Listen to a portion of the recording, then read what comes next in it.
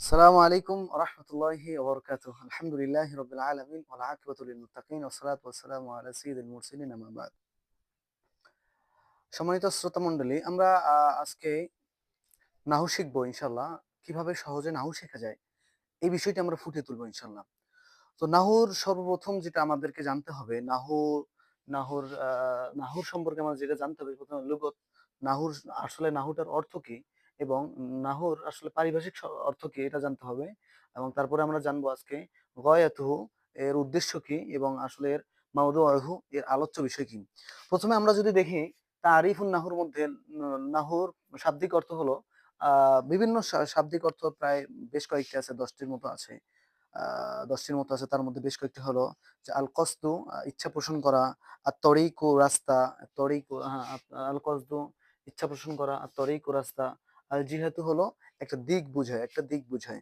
আরো হয় উপমা হয়, আল মিসাল উপমা হয়, তারপরে আল মিকদার পরিমাপ হয় ইত্যাদি। এভাবে আরো নাহুর শাব্দিক অর্থে আমরা এইভাবে দিতে পারি।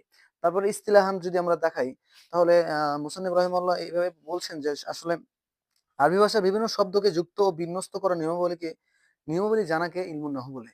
আরবি ভাষা যে আমি একটা এখানে লিখছি, বাক্য লিখছি, জাইদুন মুআল্লিমুল মাদ্রাসাতি।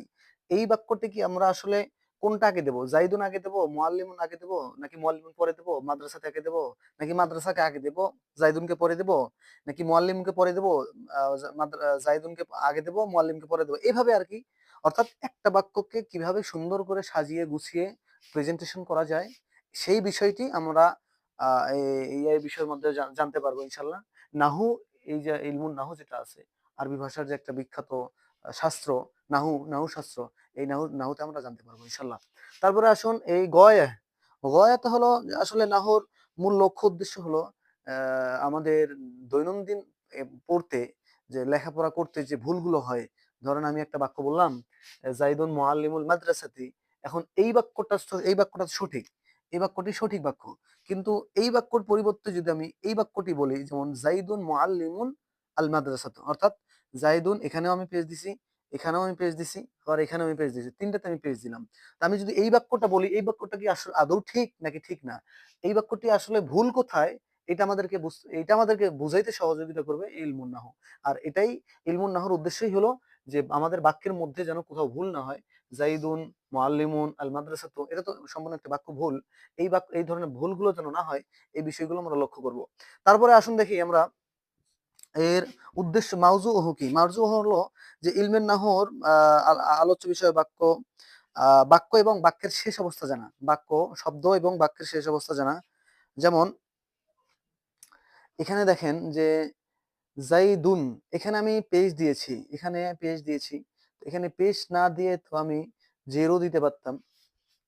এখানে আমি তো 0 দিতে পারতাম, অথবা ২ জবরও দিতে পারতাম, অথবা ১ জবর দিতে পারতাম, অথবা আমি এখানে একজেট দিতে পারতাম।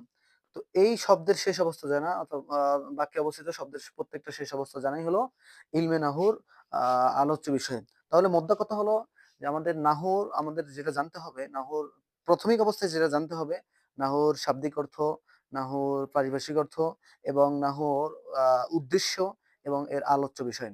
তাহলে শাব্দিক অর্থ হলো নাহু শাব্দিক অর্থ আত-তরিকু, আল-কসদু, আর-ইরাদাতু, আল-মিকদারু, আল-মিসাল ইত্যাদি। এগুলো হলো নাহুর শাব্দিক অর্থ।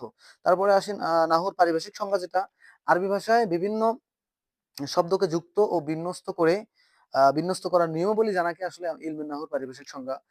এইটা পারিভাষিক সংজ্ঞা বলে। তারপরে আসলে আমাদের গয়াটা হলো উদ্দেশ্য। তাহলে উদ্দেশ্যটা কি? আমাদের নাহুর উদ্দেশ্যটা হলো যে ইলমের বাক্যের ভুল ভ্রান্তি থেকে আমাদেরকে রক্ষা করবে ইনশাল্লাহ। তারপরে শেষে যেটা কি সেটা আমাদের হলো আলোচ্য বিষয়। আলোচ্য বিষয় হলো আল কালাম ওয়াল কালিমা, অর্থাৎ বাক্য এবং বাক্যে অবস্থিত শব্দবলী। বাক্য এবং বাক্যে অবস্থিত শব্দবলী হলো ইলমে নাহর আলোচ্য বিষয়। তো বন্ধুরা, আমাদের ইনশাল্লাহ প্রতিদিন এইভাবে নিয়মিত ভিডিও আসতেই থাকবে ইনশাল্লাহ। আমাদের কমেন্ট বক্সে দেওয়া লিংক আছে, যে ইউটিউবে আমরা নিয়মিত ইউটিউবে ছাড়বো ইনশাল্লাহ। আমাদের যে পেজের অফিসিয়াল পেজের ইউটিউবের চ্যানেল আছে। এই চ্যানেলে সাবস্ক্রাইব করে আমাদের সাথেই থাকবেন ইনশাআল্লাহ। আল্লাহ আমাদেরকে সকলকে ইলমেন নাহু, সরব যত শাস্ত্র আছে এই সব শাস্ত্রগুলোকে সহজভাবে উপস্থাপন করার তৌফিক দান করুক এবং সহজভাবে শেখানোর তৌফিক দান করুক। দোয়া করবেন আমার জন্য ইনশাআল্লাহ। আসসালামু আলাইকুম ওয়া রাহমাতুল্লাহি ওয়া বারাকাতুহু।